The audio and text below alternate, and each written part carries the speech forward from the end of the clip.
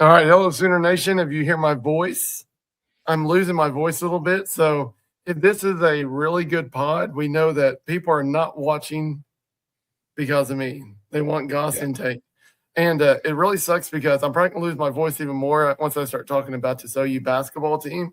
So I'm going to let Steve start it just so I can try to get my voice ready for the rant that I'm about to unleash on this basketball team. Okay, so in order to preserve our actual subscribers, which thank you once again, we're up to 190 at the time of this recording. So we certainly appreciate that, appreciate the good numbers, all those things. But to try to be positive in the beginning so we don't just have people sign off, because one thing that was very apparent in OU basketball, whether it was watching that game in style of play or attendance or any of those things, people don't care. And apathy is worse than hatred. And that's what the basketball team has right now. So in order for us to not doom our valued subscribers and followers, let's start talking about the more positive things, talk about some football stuff, and let's talk some transfer portal here in the beginning. I think the big news of the week, and although we've got a couple of new players and we'll touch on them in a second, and the big news of the week is PJ. And, you know, the fact that PJ was in for 2 minutes and then he was out. And we had heard rumblings for a couple of weeks now about some issues on, you know, whether PJ was going to stay or go. And, you know, one point I heard it was Alabama. One point I heard it was Missouri. I heard different people on who was going to pay him, you know, more money than he was getting here. Essentially, though, what happened is cooler heads prevailed. I think PJ probably got a little bit more money. My understanding is that, you know, the money that PJ was going to make this next year is less than Wine, which to me makes sense because, you know, production equals more. I think some of PJ's reps were wanting that to be closer to like what R. Mason made last year. You know, and I think they met somewhere where that works. But all that being said, there's been some discussion on this is a lot like David Stone last year. If PJ was gone, I could get on here and I could tell you that's no big deal. That's not a big loss. He hasn't been all that productive. It's another in the long list of 5 stars who haven't really totally panned out for Oklahoma. But I'm not going to lie to you here. I'm glad that he's going to stay. I think we need him to stay. I think he was really good against the run. And I think I mean, even though he was a 5-star and this is coming up on his 4th year, I still think he's a player with some untapped potential. I think there's real potential there, and I, for one, am happy that he's coming back. No, I agree. I feel like it was one of those deals where they're going back and forth on numbers, and PJ said, you know what, I'm just going to get in the portal, see how much I can get. And OU goes, whoa, wait. If that's what you want, let's just give it to you. And it was like there was probably a couple of weeks where these two were going back and forth. I mean, unfortunately, that's college football now, and that's just the way it is. But PJ is a guy that we need to keep just to build depth on the defensive line because one of our strengths last year was our defensive line. And so when we start losing pieces like that, and let's not even, you know, I mean, I don't even want to get into the cheetah position. And like Kendall Daniels, I think when it's all said and done, is going to be probably our biggest loss because that man was built for that position. So when you look at who you're going to bring, you know, you got Reggie Powers. Reggie Powers can fit in that spot. But there's so many different guys that you could say they might work. But when you remember when Kendall Daniels came from OSU, we were like, well, he's cheetah. So, I mean, even Kendall Doby is like, oh, what the crap. You know, it's like he's just built for that. And some guys are. I mean, Roy Williams, if they had a cheetah position, which he was a cheetah position before the cheetah position when he played for OU. I mean, that position was almost amazing. I think they used to call it Roy back. Is what they used to call it back in the day. They did, yeah. And so, I mean, now it's called cheetah. But Kendall Daniels just fits that spot. And I just felt like that's a position that I think we need to address eventually. But making sure we build up our depth on the defensive line, that's really probably our big deal. And they couldn't afford to lose him, so they probably they probably overpaid just a little bit for PJ, but I think in the end you couldn't let him walk. But I mean, don't you think? And I'm not advocating for overpaying at any position. You know, I want there to be obviously smart decisions and all those sorts of things. But you know, as we've said plenty of times, it's not Jeremy and I's money. You know, until we get our subscriber total up even more, Jeremy and I will not be making those big of NIL donations. And if you know Goss, and it was our money, we would not be getting the players we're getting now. Yeah, exactly. But anyway, the point I'm making here is we know what we have in PJ. PJ is a guy who can take the coaching.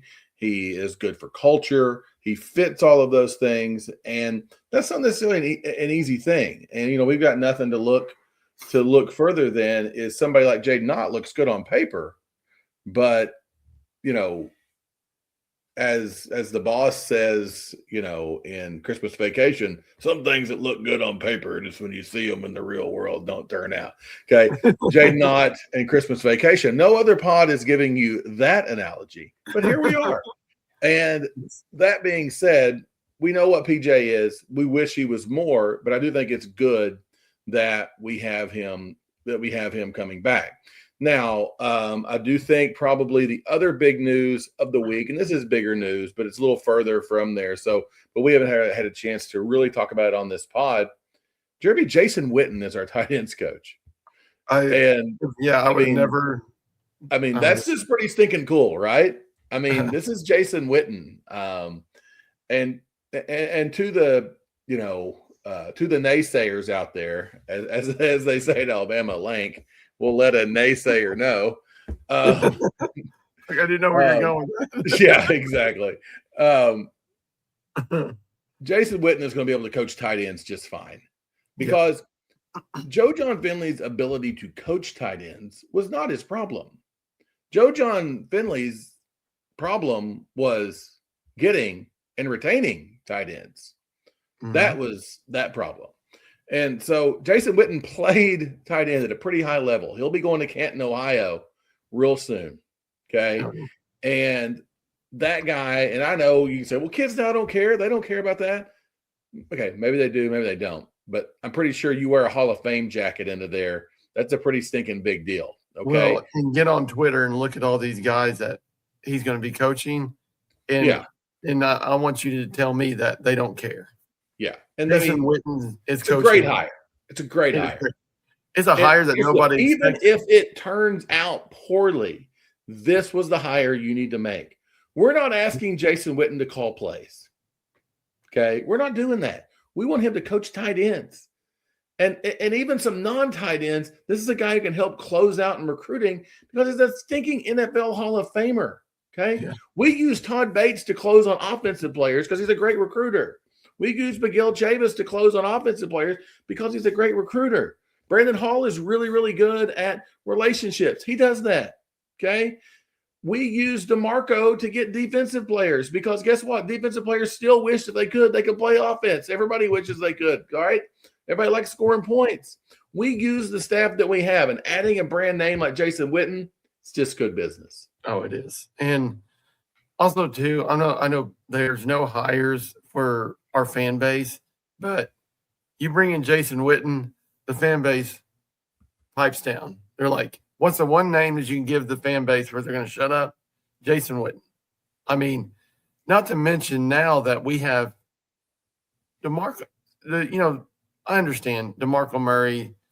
Is he the best coach for running backs? The jury's still out. But that said, with Jason Witten coming here, DeMarco's not going anywhere. I promise you that was part of Jason Witten staying or coming. Is DeMarco has to stay. And it is what it is. I mean, if that's what it takes to get a big name coach and to get Tony Romo to be our quarterback's coach, is that what you're saying, Jeremy? He will. We might need him on defense because he can guess every play. So yes, as long as we don't put Jerry Jones in the front office, we're good. Yeah. So. Yeah, here Stephen Jones might be looking for more employment. No Jones is okay. Jason Garrett may be available for some sort of analyst position. Let's stay away from all of those things. Bill Parcells, beyond the grave. Now I Bill would actually take. Hey, you Is never Bill know. Parcells dead?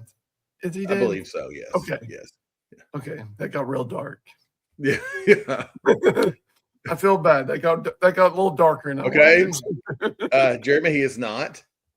He is 84 years old. He is still God bless. I killed off Bill Parcells on this pod. Yeah. So, God. but Okay, well, the it should picture be. that I just Googled does not look like he is probably ready to coach anything. But didn't stop Bill Belichick. Yeah, He's still at North Carolina. I know. And Bill, and Jeremy, he you and landed I the don't take a lot of victory laps here, but I'm going to take a victory lap on the Bill Belichick thing, going just about as terrible as possible. So, ding, ding. I'm taking that who one. would have thought it? Yeah, shocker.com. Anyway, Hey, and moving I'm on. tired of him getting hate for dating a 24-year-old. Okay, you can be jealous. Okay, everybody can be jealous. I'm not saying anything. My wife is. I outkicked my coverage terribly, but that said, like, if I'm 70, 60, 70 years old, then and I can pull a 24-year-old, then just lay off me. All right, let me have fun. Crying out loud. Well, it also means you're rich. As they say, you're not really ugly. You're just poor. Going back to the portal, speaking of things that are poor, I'm seeing some whinging. I'm seeing some griping online of, yes, Cam Coleman signed with Texas. I get it. Okay. Hollywood Smothers, who's a former OU back, went to Bama, was, signed with Texas. The world might be ending. The Colorado, I'll be honest, pretty busy day at work today. I might have missed at some talk of the Colorado offensive tackle maybe ending up at Texas. Okay, guys, Jeremy, let's go back in our little time machines. Who was the preseason #1 team this last year? Texas. Okay. National championship game is coming up here real soon. Is Texas a participant in that? No, they're not. Okay. College football playoff started. We were one of 12 teams. Was Texas one of those 12 teams? No, they were not. Okay, no. And you're like, well, freaking gosh, we lost to them. I know, and that sucks. And I'm still mad that we lost to them. But Texas had a crap load of talent this last year. And guess what? It didn't work out for them. It was not a successful year. It didn't end up, when you start the year preseason #1 and you don't make the playoff, that's not a successful year. So guess what? Maybe Texas is preseason #1 again. Maybe they are. Whoop-de-freaking-do. Let's see how it works out. I question their defensive coordinator decisions that they made. Maybe it'll work out. Maybe, it's 2000 whatever all over again, and Muschamp is going to be really great. But history tells us these retreads usually don't work out that well. We'll see. But is Arch Manning Porter Moser? I mean, hold your horses. Cam Coleman's really great. But, Jeremy, what's OU's record against Cam Coleman? 2-0. That would be 2-0. Now, yeah. I realize he's not at Auburn anymore. He changed his orange, got rid of the blue, and just got some white. But all that being said, it does stink that Texas gets good players. I wish Texas would get all the terrible players and just keep them for perpetuity, and they would suck. But they're not going to. They are a functional football program. And I'm ready to beat them next October. But just because OU didn't get Cam Coleman and Texas did, doesn't mean Texas has had a better portal time than OU has. Because I still don't think we have lost a starter anywhere. But this would be a really good case study, too, because we spent our money accordingly. They saved their money to spend it on one player. What's better? We'll find out. When did Hollywood Smothers become Adrian Peterson? People are acting like this guy is the next coming. Like, he went to NC State, guys. It's not like he just did he run? Am I missing some? Did he run for 3,000 yards last year and I just didn't see it? And I don't know, but I'm like, I love it. I love the portal season. I hate the portal season. One thing about the portal is you can be going firing at will. We're getting all these players. Texas is getting nobody. They're cutting everyone because they're having to round up $8 million to pay Cam Coleman. And now they get Cam Coleman. Everybody's like, well, what are we doing? What are we doing? We literally did everything and hit on everything that we wanted. But my deal is Texas, it's kind of like Texas Tech. Texas Tech fixes every problem with money. That's how they do it. They just throw money at it, and maybe that'll fix it. With us, at least we have a plan in place. If you want to take any advantage that we have, we do have a plan in place where we've rebuilt our Sarkis came out and said like he doesn't really want a general manager. He doesn't want that.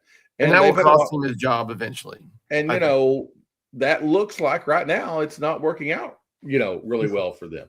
Now, I'm ready for their AD to retire. I think Del Conte needs to do like Joe C and retire. And I wish they would get an incompetence at the AD position again. That would really be helpful.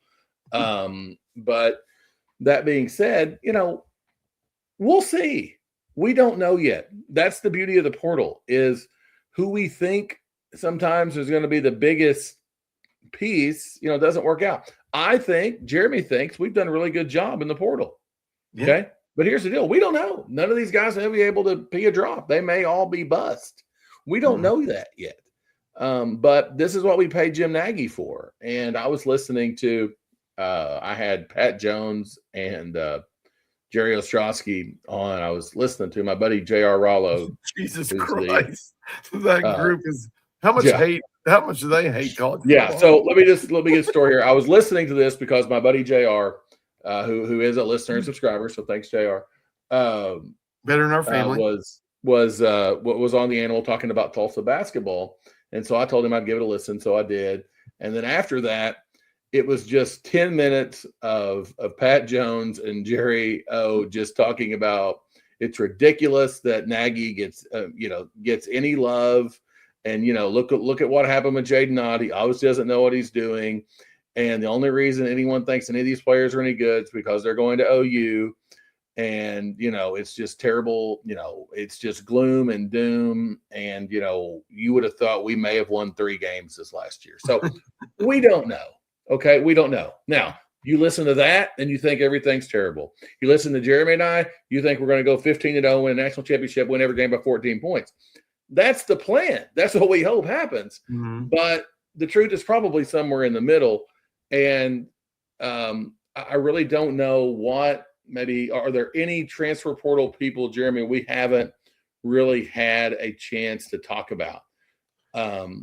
No, but but when you talk about portal guys, we've missed on, I think, one defensive guy, line. the D tackle, the one We D weren't tackle. going And I after think we Cam covered Coleman. him up with the D tackle from Georgia State, who was a pretty big time, player there. And I mean, I know PFF isn't everything, but the Georgia State guy, Bishop Thomas, was a 75.7 on a PFF grade. And I mean, anyone who follows any of that knows, I mean, anything over 70 is just really, really good. And I put my trust in the coaching staff that we have at that position. You look at everybody they brought in there. I mean, the proof's in the pudding, right? Like everybody that comes into Todd Bates, Chavis's system, I mean, they leave better. One thing, I haven't heard a whole lot of talk about him, so I do want to talk just a little bit about the Georgia State guy, Bishop Thomas. And here's the deal. This guy's been a mercenary. He's been at different schools. Will be like his 4th school over that time. Sounds a little bit like Marvin Jones, okay? And if we could get Marvin Jones production out of this guy, I think that would be great. Someone I think was probably undervalued on that from that same group is the UTSA kid, Kenny, and I don't know how, I'm just gonna call him Kenny O. I don't know how to say his last name, Ozawalu, however you say it. But man, like Gabe and Teddy, like Teddy was just all about him. PFF grades again, not everything's about that, but he was a 76. And this is a guy that they were, both really, really excited about. And I think you're going to hear a lot of people talk about, the Parker Livingstons and the tight ends, both tight ends, that we got, whether it be Hanson or Beers. We're excited about Amarian Harris. I'm even excited about the measurables on Peyton Joseph, the offensive lineman that we got from Georgia Tech. There's lots and lots of things that are out there that seem positive. Hopefully, I think we've got a little bit of time left here in the portal, a few days. Hopefully, we add a little bit more. I think we've got a few strings out there, but we did our heavy lifting early, which is kind of like baseball free agency used to. There'd be winter meetings. Winter meetings would happen. All the big free agents would sign. And then, the lesser free agents would sign as you got closer to spring training. Well, we're kind of to like the spring training portion of that time. Speaking of baseball, one quick aside, Jeremy, there's only one Major League Baseball team who is yet to sign a Major League free agent. Do you know who that team is? Would that be your New York Yankees? It would be my freaking idiot moron New York Yankees. If only they had money. I mean, that's always an issue for the Yankees. Cash. Anyway, George Steinbrenner is rolling over in his grave right now. So. Yes, God bless America. It's terrible. Okay, well, we don't need to get digging the Yankees baseball. Well, this ought to go 2 hours. So, but I find it really. I love how the narrative always switches when Texas. And I look at Texas and OU fans, Texas fans who are doom and gloom because they're not doing anything. Well, they're just cutting people. Well, yeah, you got to free up that much money because Ken Coleman's agent is very, very good at what he does. You can say what you want about the kid, but his agent has got him the most money of any receiver that's in the history of the portal. It is what it is. And if people will pay that, you're not going to stop this. I mean, we're in a different world, Jeremy. Okay. And I know this isn't necessarily just an OU thing, but I think it's a relevant topic for us to touch on for a minute. Why in the world is Dante Moore coming back to Oregon? Yeah. I know. I mean, how much money is Phil Knight giving this guy?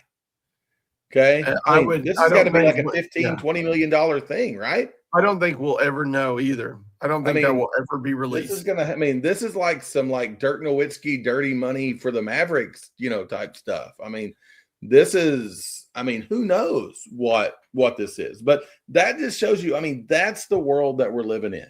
Okay. It just is. And I do think eventually safeguards are going to come, but until they get there, the fact that we have a sheriff, at least in this wild, wild west, in Nagy and Venables, we should just feel kind of happy about that, I think. Yeah. Because if we were just trying to spin with Texas Tech and Oregon and Texas and those kind of people, Miami, it's not going to happen. I mean, Indiana, Mark Cuban is not an OU alum.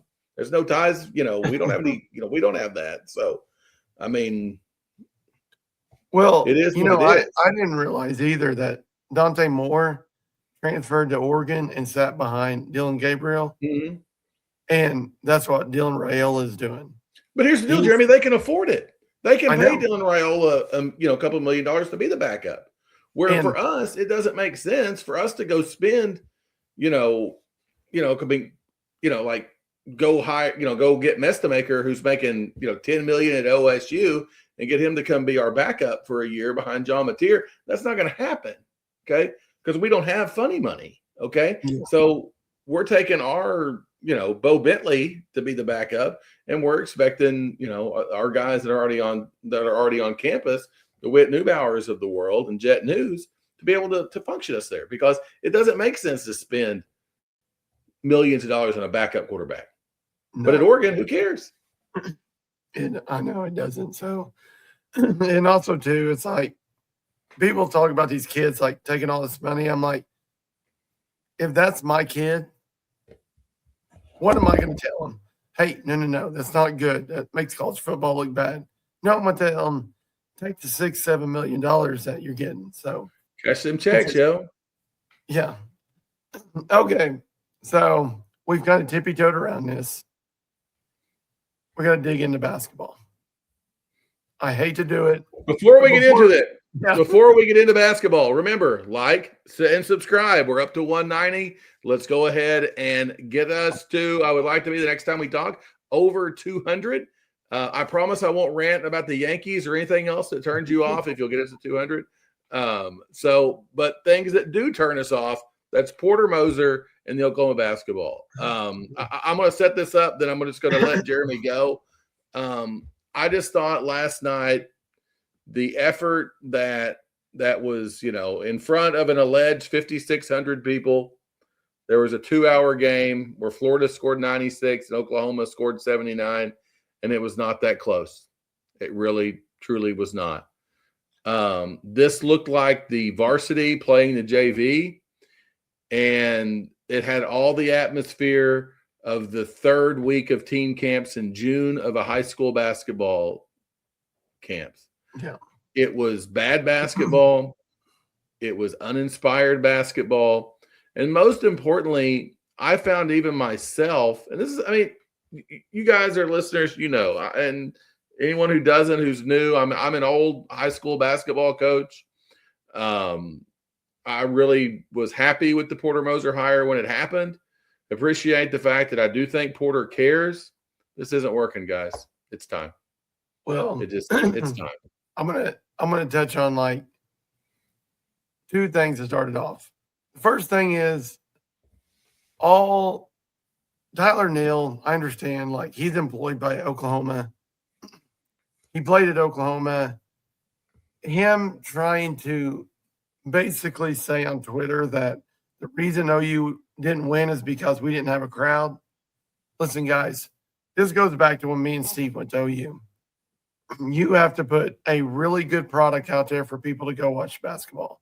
Porter Moser has never put a good enough team out there to look at them and say, I got to go see that. Jeremiah Fears literally got us by himself to the tournament. And it was let's not remember, Jeremy, we were 6-12 in the SEC last year. We eked our way in. Okay. And also, too, my problem with Porter Moser is when you get into conference play, people are like, well, why are we so bad in conference? Why can we not ever win conference games? And here's why. When you get into conference play, everybody watches film on who's in their conference, who's they're going to play. Sometimes, it's like you get a lot more tape on these teams. Well, you make adjustments. What was OU doing in non-conference? They were shooting a 3-ball well. They were shooting outside shots, hitting outside shots. Pack was firing up 3-pointers from God knows where. You know what they started doing? They got him off the 3-point line. They pressured the ball up top, make us work an offense, make us run an offense. You know what Porter Moser doesn't do? He doesn't run an offense. Me and Steve said before we got on this pod, how many times, I can probably count on one hand, how many times have we looked at a Porter Moser team and said, well, that was a good set? Never. We don't run an offense. I've never seen a team like last night. I was almost embarrassed for the people, the maybe 1,000 people that were there, go to watch that because we worked the ball around. The screens were lazy. Florida drives the ball in one time, we all just like part the Red Sea. It's like there is no. And Porter Moser, when you talk to him after the game, he has nothing. Like, I don't listen to him and say, well, it looks like he's got this under control. He's asking us, it seems like, and he's making excuses. If you are a basketball coach and you've got a team that's doing what they're doing right now, you cannot make excuses. You got to say, it's on me. I've done this for 3 years. Literally 3 years we've seen the same crap. And we, for some reason, like I said earlier in our pods, I'm not going to get my hopes up. And this is why. Because it happens every year. We're going to go play Alabama. We're going to get the crap kicked out of us again. The team's kind of given up. Do you look at them? And don't use the NIL as an excuse either. I'm tired of the. No, we actually, and it's not. This goes back to, if you want to go back in the archives, we had Ryan Spengler on, former OU great, on last year during basketball season. And, something Ryan talked about was just the disconnect that there was between the former basketball family and the current basketball team. And while we can't speak to that because despite the fact that there was a local child at a school playground who saw me shoot a shot and say I was better than Hollis Price. Despite that fact, Jeremy and I are not former Sooner student athletes, but what we are is we are Sooner basketball fans. And I consider myself, obviously, I'm a big OU football guy, but I consider myself a really, really big OU basketball fan. By percentages, I feel like I'm a person who's watched and been to and seen a lot more Sooner basketball than a lot of Sooner fans. And I really didn't care. And that's bad. And apathy is just, it's an absolutely terrible thing. And I don't want to go into this, and we're going to have plenty of time to talk about, Porter going out and, who the next person should be. And will we do that? Do we have to hire an AD first? And, what does all that look like? Should it be a Hollis Price? Should it be, should it be a Kellen Sampson? Could it be a Quinn Snyder? Who knows? I don't know. We'll cross all those bridges as we get closer to it. But what I do want to talk about is we need to do what we can to, this can be extraordinarily damning for the future of Oklahoma basketball, where this trajectory is going. Yeah, this is bad. We lost to teams that we did not need to lose to, boys and girls. Okay. We did not need to go lose by 20 to Mississippi State. Okay. We did not need to go lose at College Station. Okay. Because Alabama is going to be really, really tough. Okay. Then we go on the road to South Carolina, who's, whatever. Then we've got Missouri. Then the hard part of the schedule comes. Okay. Arkansas, Texas. Okay. You got Tennessee, you got A&M again, you got Auburn, you've got, there's the SEC is down this year. Okay. Yeah. It doesn't mean that I'm anticipating us to get off the mat and then come back here and make a NCAA tournament run. That's not what I'm saying. But right now, the effort that I've seen in 2 out of the last 3 games, I do think the A&M game was a little better effort-wise. It was just some flawed execution. But the effort against Mississippi State and the effort last night, the effort and the game plan were absolutely inexcusable for Division I men's basketball. It just wasn't. And that's why I said that is I watched him play and I'm like, there was no plan defensively to try. Obviously Porter knew going in, anyone did, that we were at a size disadvantage to Florida. We did nothing to try to stop that on our defensive end, and we did nothing to try to exploit that on our offensive end. We ran the same exact crap that we did like we were playing, 3 weeks ago when we were playing, one of the, Arkansas Pine Bluff or something. Okay. That's not who that is. You have to adjust as the season goes on, and there just wasn't a plan. And you can blame NIL, you can blame the players, and you can do that. But as a coach, you have to make adjustments. You have to make adjustments.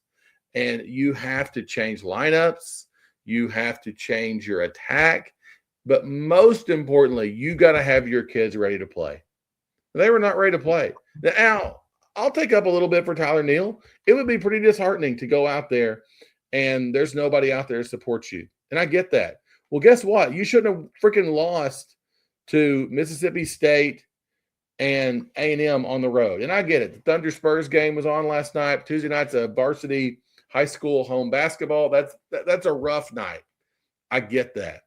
But let's give those few thousand people who were there something to cheer and clap about. If nothing else, one of the biggest motivators I think Jeremy and I probably both use as a coach is everybody loves the nobody believes in us bullcrap. Okay? There's a whole sports movies franchise built on that. Jeremy and I's favorite's Major League. Okay? Only one thing to do, win the whole effing thing. That's where we want to get with this, but that's not where we're at. It's just not. And that's my biggest frustration. Yeah, and I think that was my deal bringing up Tyler Neal is I don't think I played many basketball games. I didn't look at a crowd and say, well, not that many people here. I'm not playing. Yeah. And it felt like, in my opinion, that team, when they tipped off, they had the idea they weren't winning the game. And that's a problem. That's a big problem because you have to go like Steve said, the SEC is down. It is not a strong basketball conference. We're not in the Big 12.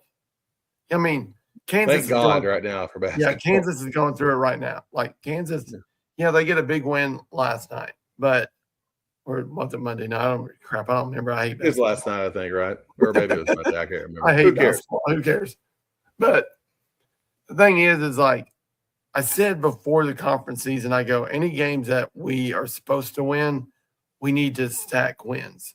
Well, we got the Ole Miss win. Then we go lay an egg against Mississippi State. And it was like, when we got beat by Mississippi State, it's like we just quit. It's like, okay, well, I guess we're not good now. Yeah. And I think that is a characteristic a lot of times of your coach. And you guys, if you listen to our pod, I'm not somebody that just goes around and blames coaching, but I mean, last year we did a whole pod because Porter Moser there was no doubt in our mind he was getting fired. And you just can't survive this. You can't survive. Like I was saying earlier before we got on, this is probably the worst showing I've seen out of an Oklahoma basketball team in 10 years. Every bit of 10 years. I mean, Kruger never had a team like this. Kruger had like the one season we didn't make the tournament, and through some different things. This is, but this is guys didn't give up though. This is Jeff Capel bad. But even those teams were just the like, oh my God, we cannot score. It's like, God, we just lost 62-59 to somebody, but they were battling their butts off, and we're playing people who probably shouldn't be at the level we're playing. I mean, who on our team plays really, really hard? Nobody. I mean, there's nobody who just jumps off the page is like, they're just playing really hard. And if you want to say anybody, and he's limited right now because I know he's battling through stuff, but Dayton, Forsythe. And here's the deal with Dayton, and this is no shot at him, but that's not the guy we need to use for that answer. Okay. Mm-hmm. Obviously he has to some degree because of his limitations. He wouldn't be where he was if he didn't do that. Yeah. But we've got to have those extraordinarily talented overachievers to go do something. Jalen Moore, while at times could be frustrating, he always played hard last year. Now he might drift in and out offensively, but he was always going to jump and rebound and do those things. And yes, we had an NBA guard. Thank God for Fears. But we don't have those things. And that was just very, very non-competitive. There's just really no other word for it other than non-competitive. And I don't have high hopes for what's coming down the line. And honestly, it's just kind of bleak with basketball right now. The women lost a couple of games they should have won. Yeah. And they've got LSU and South Carolina is their next two games. So get you some of that. Yeah. Okay. And so, but at least there is a little bit more light at the end of that tunnel, but that's why it's getting kind of bleak here hoops wise is, guys, I would love to sunshine pump for you with this Oklahoma basketball team with Porter Moser, but I just don't really know what to tell you other than, sometimes, sometimes you peak too early and sometimes you go through lulls. Maybe this was our absolute lull and, we're going to, bring it back, so to speak. But guys, there is no indication that says that this team is about to turn it around because, the thing you can control is your effort. And our effort is just pretty poor. And I'm hoping we show a little bit. Traditionally, I was at the OU basketball game when Alabama was number 1 and we beat them. It's back when we were still in the Big 12 and it was the old Big 12 SEC cross, shootout thing. And there's a picture right behind my desk of the court storm at work. But I wish I had more positive things to say there, guys, but I really don't. If I'm going to say something positive, the Russian did come in garbage time yesterday, score 13 points. Maybe we can get some more minutes out of him going forward. He's a little more frail than I was hoping he might be. Well, we got a professional basketball player playing. That being said, I don't know what else positive to pull from that game. Nobody got hurt. But you got to play hard to get hurt. So I don't know. Maybe that was one thing I noticed is it seems like you got about a bunch of guys out there that got paid and they're satisfied with how much they got paid. Yeah. I mean, that's NIL, and that is college sports. And that's the tough thing about, and it's probably more rampant in college basketball because you know what's going to happen next year? We're going to have a whole brand new team. Yeah. You know what's going to happen the year after? We're going to have a whole brand new team. I mean, it's just like Boogie Fland, out there for Florida yesterday. I'm like, Boogie Fland. Oh, that's the kid who was Arkansas last year. I mean, that's what it is. But the better programs like Florida's, there are core people who were there on the national championship team and, all that stuff. But I mean, it's not like Oklahoma is the only team struggling with this. I mean, look at Kentucky, who eats, sleeps, and breathes basketball. And if you're hosting a Kentucky pod, you might be ready talking about football and what Will Stein's doing in the portal as far as that goes. So putting a bow on basketball, it sucks. It's a pile of crap right now. Jeremy and I are disappointed. We're not very optimistic. But that being said, crazier things have happened. We had Porter buried and dead last year. So hopefully the next time we're on here, we're talking about a win over Alabama. Yeah. I don't think that's going to happen, but I hope that I'm not one of those idiots who's going to be like, I hope we get beat so they fire him. I mean, no. I mean, I hope we win. But I think a good person to bring on our pod, a good person to bring on our pod next couple of weeks is Ryan. Ryan probably needs to come back on because I'm very curious because, we're passionate about OU basketball, but I can promise you the guys that played there, the alumni, they're tired of it. You can't tell me that Ryan Spangler watches OU basketball and is like, oh, thank God, we're battling out there. No, I can only imagine what Ryan's saying. So I think he's one that I need to reach out to and bring on here because, it's frustrating. Thank God we had a good football season. You remember last year when we sucked and we were just like, this is heads are falling off. Yes. I'm like, when does softball season start? So it's frustrating. I don't see it getting any better. Maybe we'll, like Steve said, maybe we'll get surprised and they'll pull a rabbit out of their butt and win one against Alabama. But I'm sure the next pod will come back here and maybe he'll get fired in the middle of the year. Who knows? And also, too, maybe my voice will be better, too. Okay, guys. Like Steve said before, subscribe. Keep subscribing to us. We really appreciate all the love. If you'd have told me when we started this pod that we would be inching to 200 subscribers, I'd have thought you're crazy. So those bots you're paying for are sure paying off, Jeremy. I'm glad there's yes. So keep subscribing to us.